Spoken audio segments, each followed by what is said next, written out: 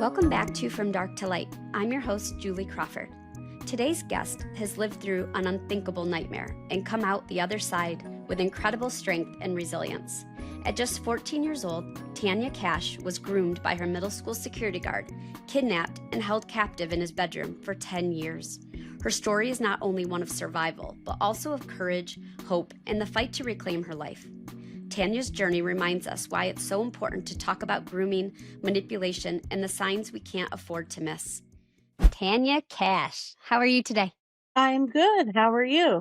I'm good. Thank you so much for being here and being willing to share your story with our listeners on my podcast. I think that a lot of people are going to walk away with some insight on how to protect their own children, but also identify with some of the things that you had experienced. You know, I first heard about your story by reading the People magazine article and then was like, I need to meet this lady.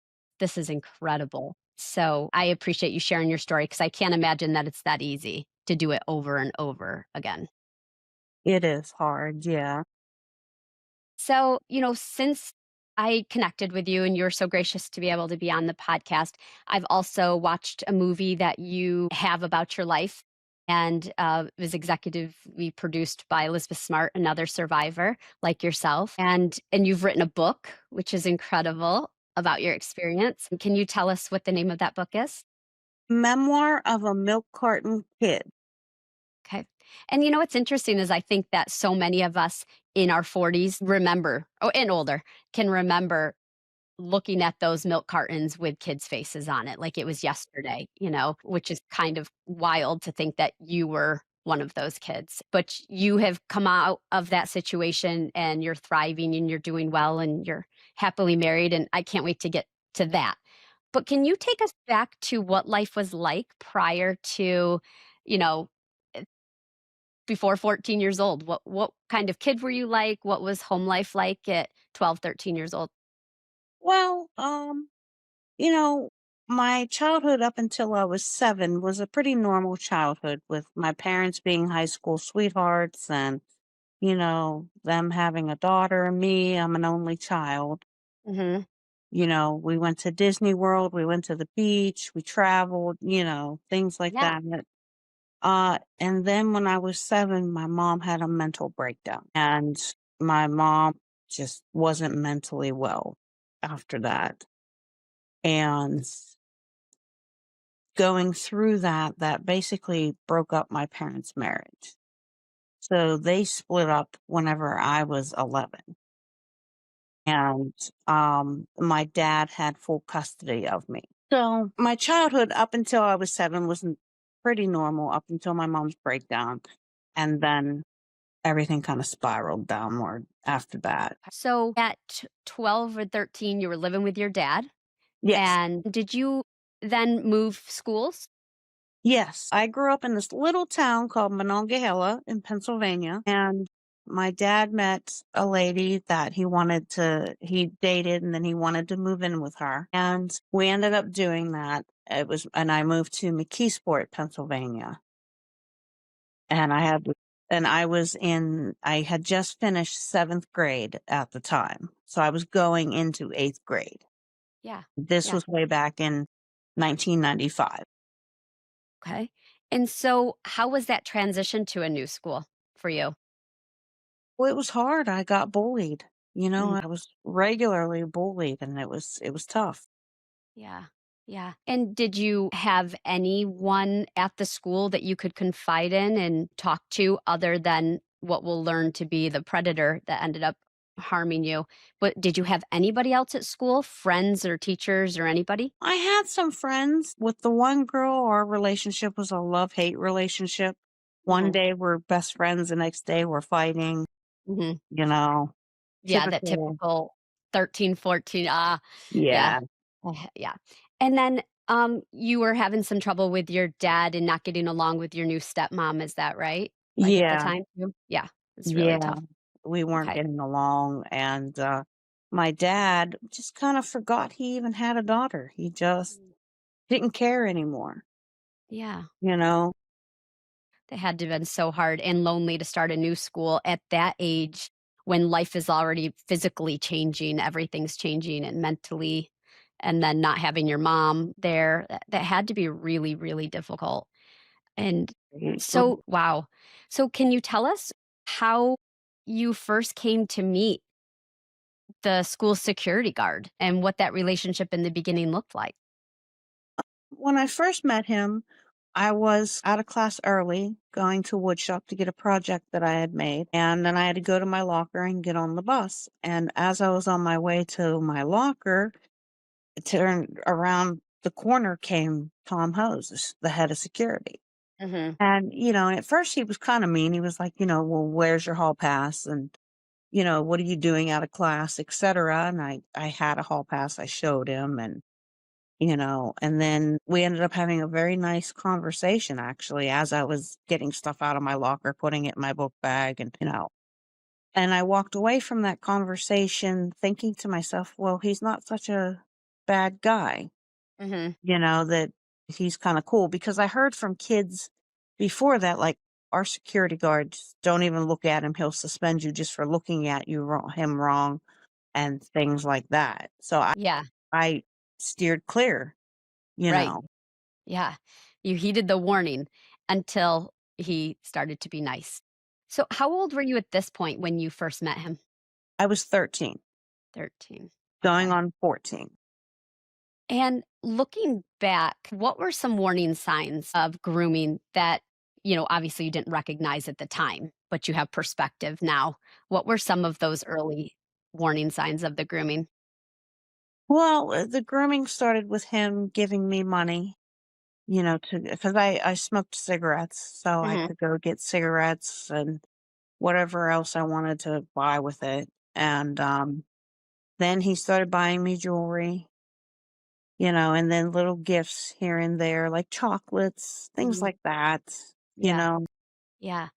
And did you tell anyone about this, or was it just your little secret kind of thing? It was just my little secret type of thing. I really didn't say anything to anybody. And beyond the gifts, would you say that his time and the way that he was acting as if he cared so much, is that what kind of was the lure Yes. when you didn't have that from other people? Yes. That Mhm. and he knew everything about me already. Mm. And what happened was I was in counseling in school, and he went to the guidance counselor and he read my record.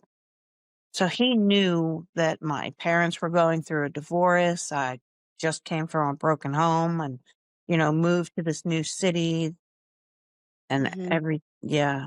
Wow. I used to be a guidance counselor. I can't imagine ever doing that. It's such confidential information, unless, of course, you were going to harm yourself or somebody else. Wow. It's like you're just betrayed time and time again by people who should have had your best interests at heart. And I'm sorry about that. So, did your dad or stepmom or anybody at school start to notice that you were spending more time together or anything like that and say anything to you about it?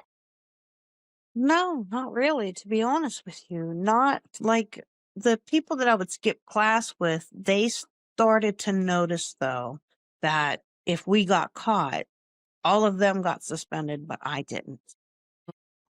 Hmm. So they were thinking, these kids were thinking, but nobody ever said anything to me or anything like that because I was being bullied and Mhm. I had to deal with that. Wow.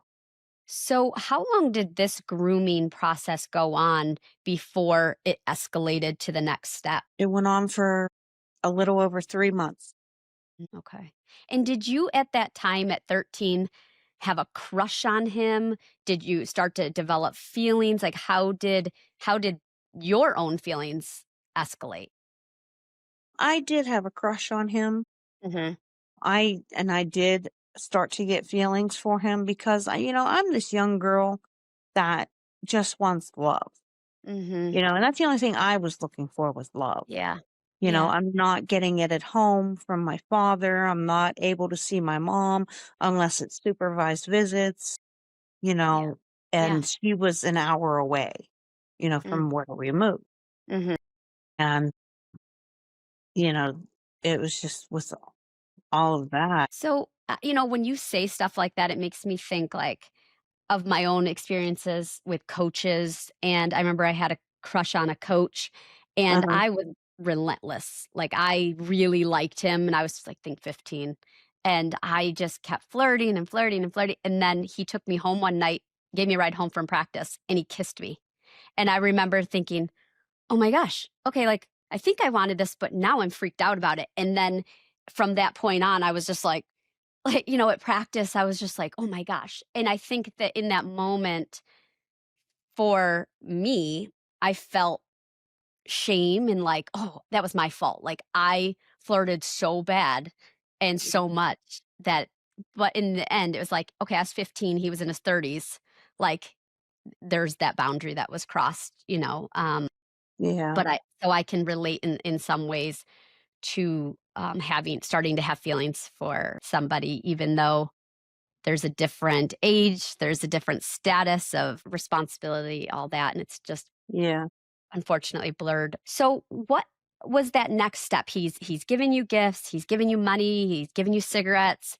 Then what's that next stage of like, okay, um, and how did that feel? The first kiss, or how did you feel at that point? It was the first kiss, yes. Mhm, mhm.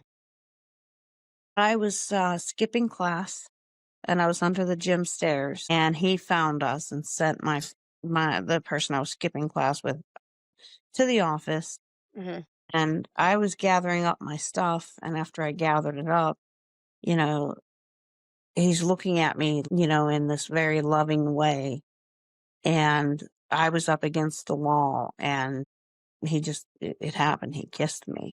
And at that time when it happened, were you scared? Were you happy it happened? What was going through your 13-year-old brain at that time? I was scared, Mhm. of getting caught.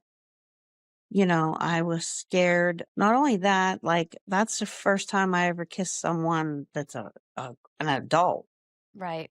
you know, Yeah. and but I was getting feelings for him, because I was that love-starved little girl, Yes. you Yes. know? Yep. Yeah.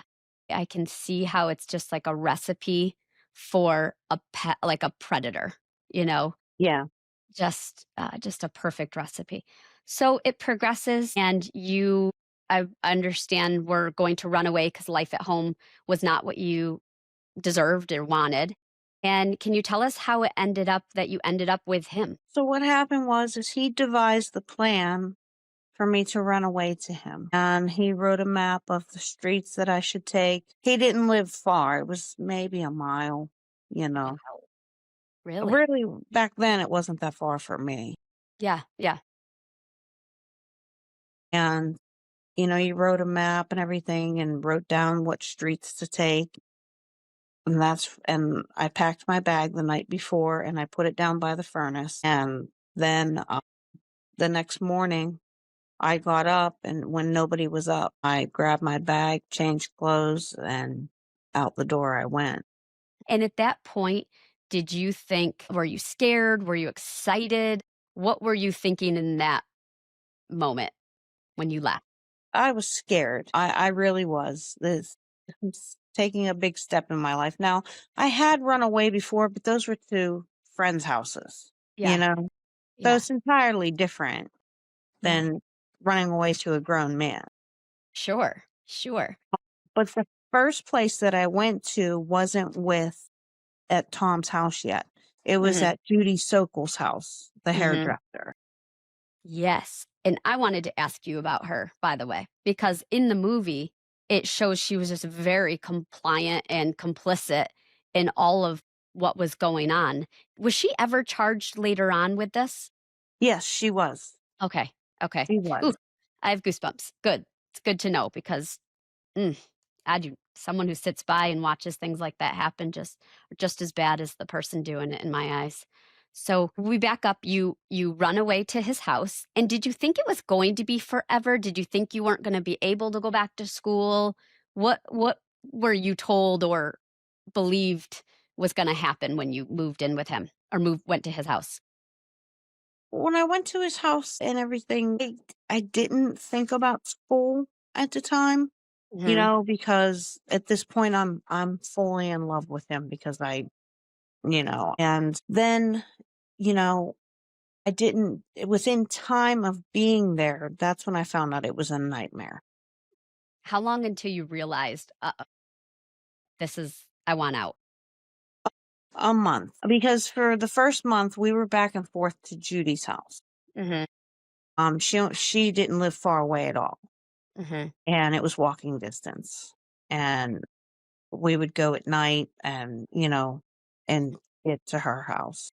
And what relation was Judy to him?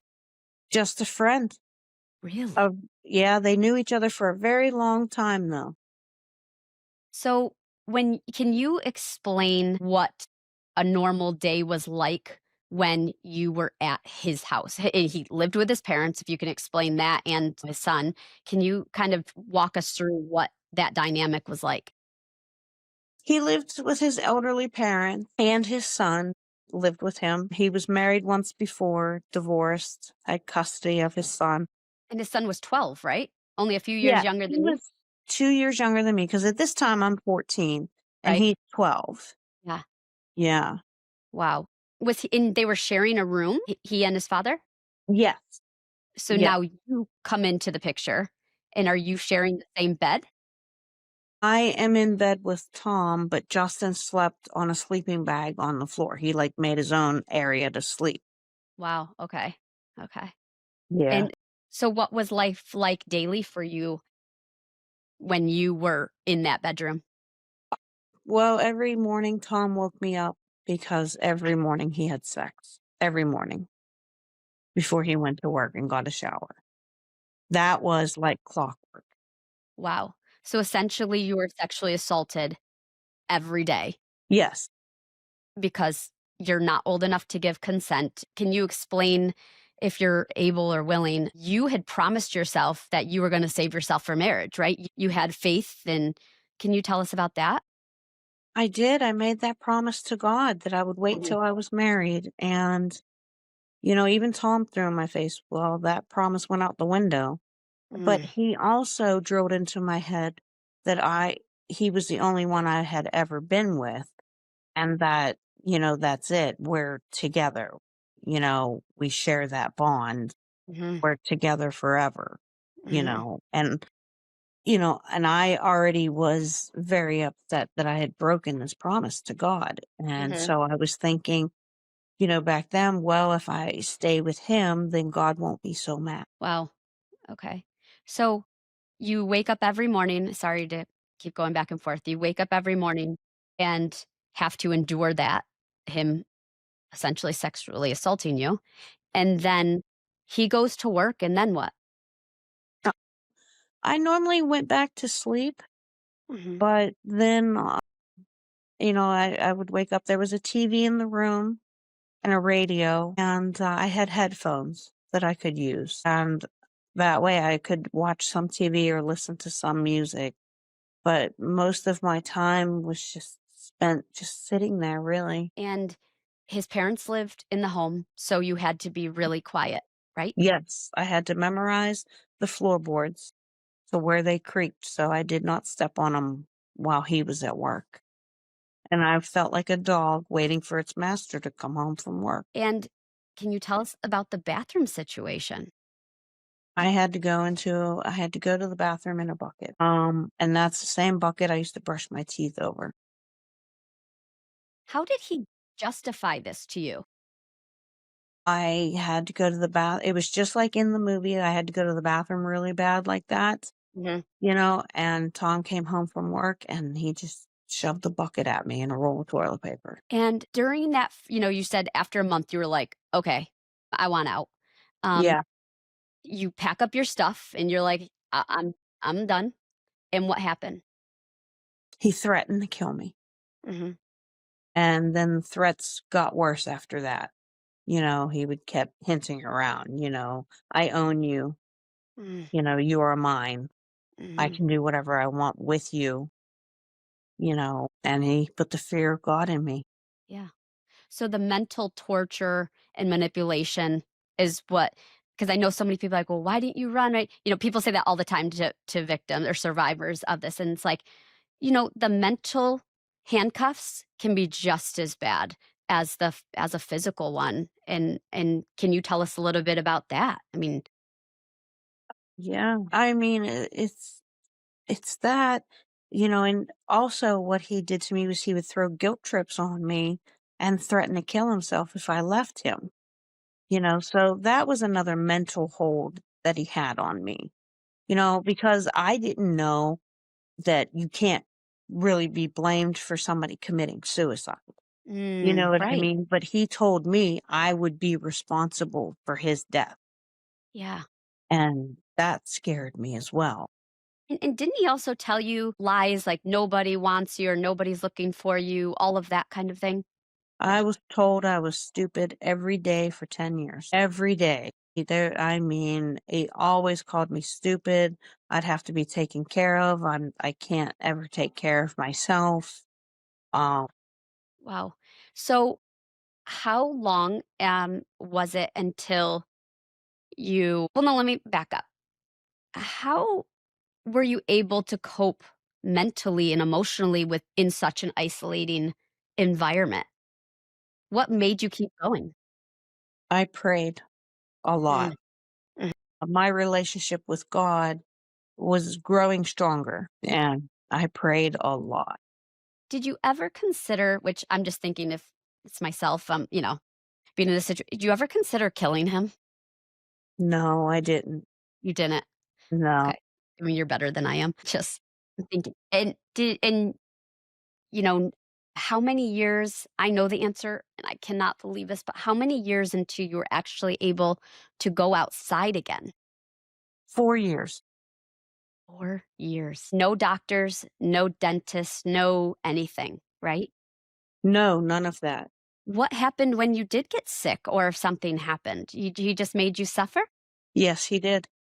Yes, he did. I had pink eye very badly the one time, and the whites of my eyes were blood red, and I had pus coming out of my eyes.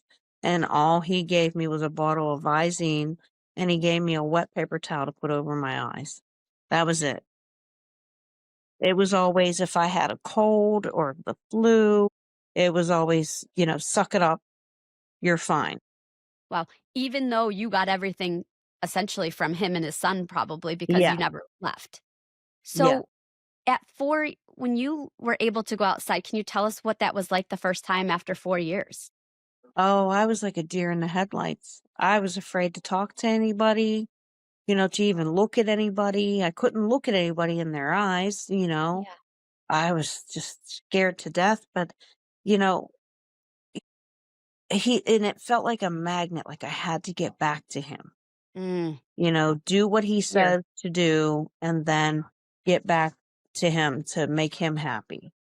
Yeah. So in the movie, I mean, I was constantly like on pins and needles too because I was like, okay, is she gonna ask for help? Especially when you go to the grocery store and you go to the thrift store and these people seem so Yeah. kind. And I'm just like, okay, is today gonna be the day? So how are you able to get out that first time? The first time getting out, Yeah, when he went or when you were able to go outside for the first time after 4 years, how was that allowed? he came up with a plan that while his parents were out, that I needed some clothes. He gave me the money to go to the store and get some clothes that fit me because I was wearing hand-me-downs from him and his son at Yeah. this point. Wow. Yeah. And, so he gave me money and I went to the store, but it was and like I said, it's the control factor, but it was that made me feel like he was a magnet I'd get back to because, if I got to the bottom of the hill where the bus stop is, I had to call him and tell him I made it there. Then when I got on the bus and got to the store, I had to call him from a payphone and tell him I made it there. Then Wow. when I was done shopping, I had to go to the payphone and call him again and tell him I was done shopping And then when I got on the bus and got to the bottom of the hill, I had to call him again and tell him, I'm starting to walk up the hill. And he would be in the backyard waiting for me in the alley. Goodness. Wow. Wow. Okay. So you spend 10 years locked upstairs with your, once in a while being able to go outside. This was not an everyday thing, clearly. At what point, if you can bring us to when you realized I'm going to ask for help, what was It that? was after I had became friends with the local store owner, a little convenience store. Hmm. The owner, Joe, and his wife, Jan, and their daughter. Hmm. And how many years was that into your captivity that you actually did open up to them? Um, it was only, it wasn't years. So 2005, I would say it took maybe 6 months after I had So, befriended them and gained, and, I could trust. yeah. So you are able to go out starting after 4 years of being essentially held hostage in his bedroom. And then you don't get rescued for 6 years, right? Yeah. So it took nearly 6 years to find somebody that you or you felt like you could trust enough, Yes. even though you were going out. Wow. Wow. And that just shows how terrified you were because of this horrible monster.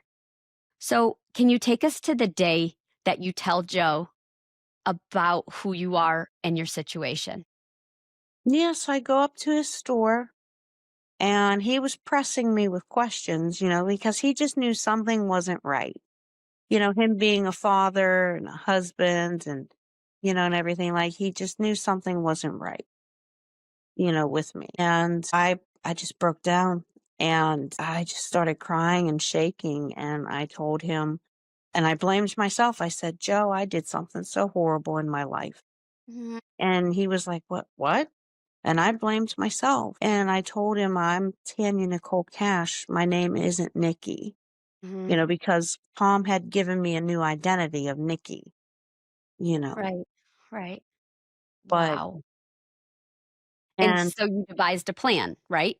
yes, I got a cell phone with the store number in it. And he called the police and he looked up on the missing and exploited children's website first.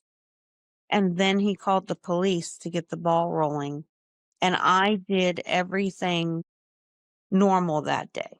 Like, I had to go to the store for Tom to get stuff, Mm, mm, and I did that, and I had to do a couple other things, but and I made sure I was back at that house by the time Tom got home from work, so nothing was off.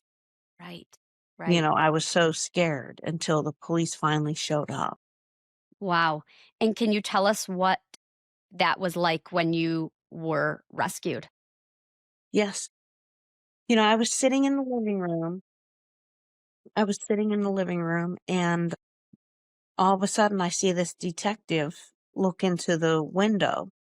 And I knew the police were coming because, of Joe and Yeah, everything. yeah. And I jumped up and I opened the door, and the detective looked at me and said, are you Tanya Nicole Cash? And I said, yes. And I collapsed into his arms. And then he was like, well, where is he? Is he armed? Does he have, any weapons, etc.? And I said, no, he's upstairs. He's reading the paper. He doesn't have any weapons, you know. Mhm, And they surrounded the house and they had guns drawn. They went upstairs, brought him downstairs, and they grabbed the chair from the dining room and put it in the middle of the living room and made him sit there. And they told him to sit down and shut up. But he kept saying to me the whole time at first, when they first brought him downstairs, was, what's going on, Kitty? Because that was my nickname, Kitty, to him. mhm, He never called me Tanya.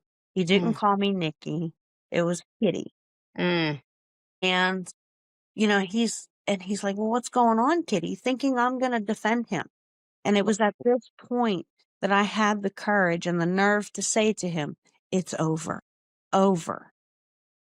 And they kept telling him to shut up and sit there, and then they told me to grab a couple garbage bags and to grab some of my belongings, Mhm. And the police went upstairs with me and helped me out with that and, helped me bring the garbage bags down with clothes that were mine. Wow.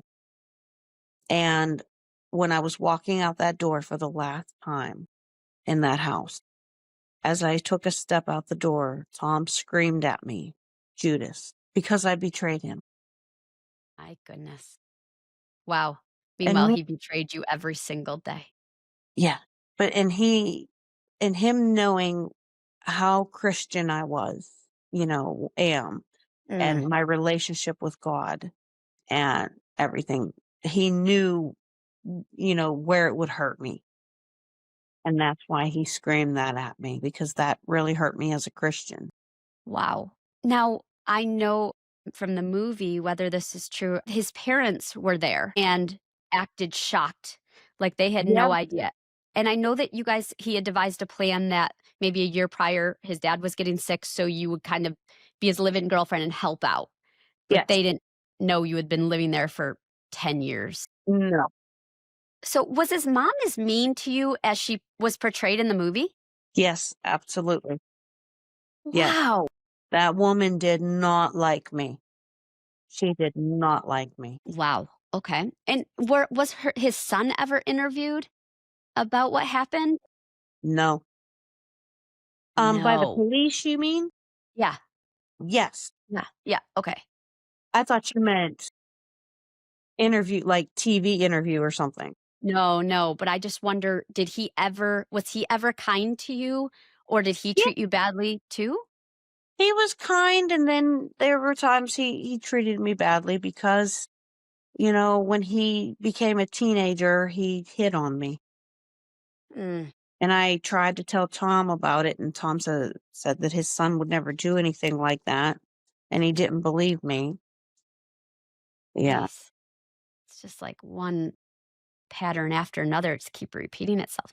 So you're rescued, and how do you re-enter the world after essentially being hidden for 10 years? What is that experience like for you?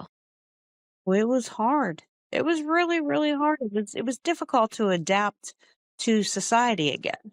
Right. Yeah. I had a lot to learn. I needed my education. The first thing that we did, though, as soon as I was rescued, was to get me on a medical assistance Mhm. because I had not seen a dentist or a doctor or anyone in 10 years.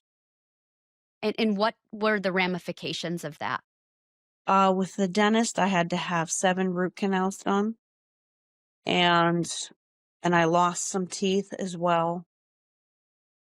With the doctor, I ended up having to have a hysterectomy in my 20s. I had a lot of problems from the sexual abuse. Wow. I have intestinal problems. I only have 6 inches of my colon left. I had to have a colostomy bag for a year. You know, it's Wow. Okay. And so, boy, you keep giving me goosebumps because wow, it's one thing to then to have to deal with this stuff for 10 years, but then the lifelong ramifications of this abuse. He was found guilty or he pled guilty, but only given 15 years. And from what I've heard, Pennsylvania didn't consider what he did kidnapping, even though he held you against your will. That law needs to change. it the law is you're only kidnapped if you're taken across state lines. Wow, wow, wow. Okay. Yeah. And so you have to live with the lifelong consequences of not being able to have children, so many other things in your teeth and your health and all this stuff. And yet 15 years. That's all he gets. Yeah. And he's out, right? Yes, he is. He was out in 2022. Is he a registered sex offender? Yes, he's a tier 3 offender. Has he tried to reach out to you? No, No. Anybody connected to him ever say, I'm sorry or anything? no. No, no. Jeez. So you go on, you get your GED really quick, you go to college, right? Yeah. You're getting your life together. And how are you able to do this? Do you have support? Did you have support at the time? That seems really hard to do on your Well, own. things with my father fizzled out. He blamed me for what happened. And my dad and I have been estranged for about 12 years now, if not longer, actually. So re-victimized in a sense by the person who's supposed to love you most, Yes, essentially abandoned you again, yes, he did. emotionally. It's all like we want is for our parents to be proud of us, to have that connection. But when they're not capable of giving us what we need, we have to part ways. And it sounds like that's what you did. He's not Yeah, capable. Yeah. It sounds like he almost wasn't ever able to capable of giving you what you needed. right. Yeah. You're right. I'm sorry, because you deserved that. You deserved better for sure. What was the hardest part about adjusting to freedom, would you say? The hardest part was making my own decisions Mhm. because I never made my own decisions in 10 years. Wow. And that is the, definition of freedom, right? Being able to make Mhm. your own decisions. Yeah. Wow. So, who did you have in your corner that did help you through this process of rebuilding your life after 10 years? After I was rescued, I was assigned victim advocates from the Center for Victims. Mhm. And there was a family advocate who was Tim, Mhm. and then Geraldine was my advocate. And she's the one that got the ball rolling on getting my life back on track, which was getting me into GED, getting me my driver's license, with my mom helped out with that Mhm. as well, Yeah. getting my life together. And, you know, I remember at one point I was going so fast and I felt like I was trying to cram in 10 years in a year, Yeah. and I remember her telling me, "Geraldine," she's like, "Slow down. Mm. You have the rest of your life to live, you know, just, take it day by day." Yeah. Yeah. What role did therapy and faith play in your healing journey?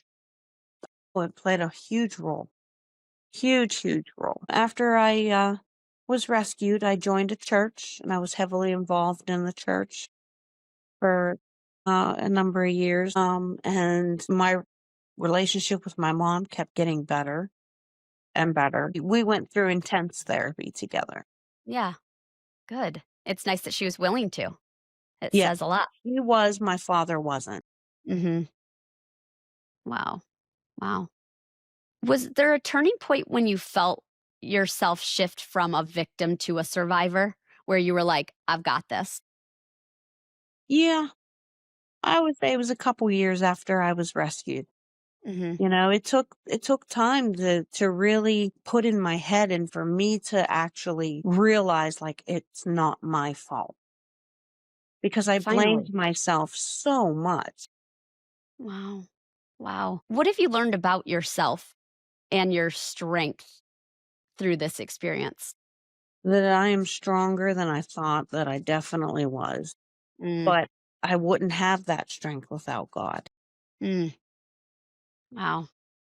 So what do you hope parents and schools and communities maybe could do differently if they were listening to your message? What would you want them to do differently to help protect kids? To speak up, if you see something or even hear of something going on, to speak up. Don't sweep it under the rug. Mhm. Don't hide it because I was failed, Yeah. a lot. Yeah. And what brings you joy and fulfillment today? My family, which is my husband, my stepdaughter, and I have a stepson, but unfortunately he passed away last year in a tragic motorcycle accident. And what was his name? Josiah. Josiah. I'm so Yeah. sorry. He has 2 children, Mhm. an 11-year-old daughter and a 6-year-old son, and, I love spending time with them. I bet you're the best. You're called Mimi? I am called Yeah? Mimi. Yes, Yeah. yes, I am. I heard that, and it's funny, my mom was called Mimi by all the kids and anyone, I mean, grandkids, of course, but everyone called her Aunt Mimi for some reason, which Yeah, was very endearing. So I love that. And if you could go back and speak to your 14-year-old self, what would you say to her? I would give her a huge hug, Mm, and I would tell her I love her, yeah. because that little girl needs love, Hmm. and was looking for love. Wow. Wow. And And if I there's, would I would tell her that she's stronger than she thinks. mm, it's so true. Wow. I love that. And if there's a listener out there that is really struggling and they don't know what first step to take in their own struggle, whatever that might be, what advice would you give them? You gotta get that strength from inside to take that step. Mm. You have that strength. You do. You gotta get it out and make that first step. Because after that, it's gonna get better. You know, Everything for me got so much better in my life. So there's You hope. know, there's so much hope, so much Yeah. hope. Well, Tanya, I am so appreciative of you coming on here and sharing your story because I do truly believe that it's going to help a lot of people. And I even think of my own experiences, when you were saying that the night you were leaving, I think about my own situation. And I hadn't thought about this in a while, but there was a police officer that when I was in high school, I went around with him because I was a role model and he was a police officer, almost 40 years old. And he told me to park my car in a parking lot at a bank so nobody would see my car and took me for a day on a weekend into the woods. And I think, and at the time I was like, of course, later on, I'm like ashamed and embarrassed, like, oh my gosh. But now I think, wow, like something terrible could have happened. Yeah, And fortunately, it didn't. But yeah, it's so much more prevalent than we realize of these older people of power or just not even power, but just older people taking advantage of other kids. And it's not just females, it is males as well. And I think that that's a misconception. But you sharing your story, no doubt, is going to open a lot of parents' eyes. So thank you. thank you. Tanya, thank you for opening up your heart and your past with such honesty. You've shown us that even in the darkest and most impossible circumstances, the human spirit can endure and find freedom again. For anyone listening who may be in a controlling or dangerous situation, Tanya's life is proof that escape, healing, and hope are possible. You are not alone, and there are people and resources ready to help. We have linked some in the show notes. This is exactly why we do this podcast, to remind each of us that even in the midst of darkness, there is always light to be found. Thank you for listening, and we'll see you next time.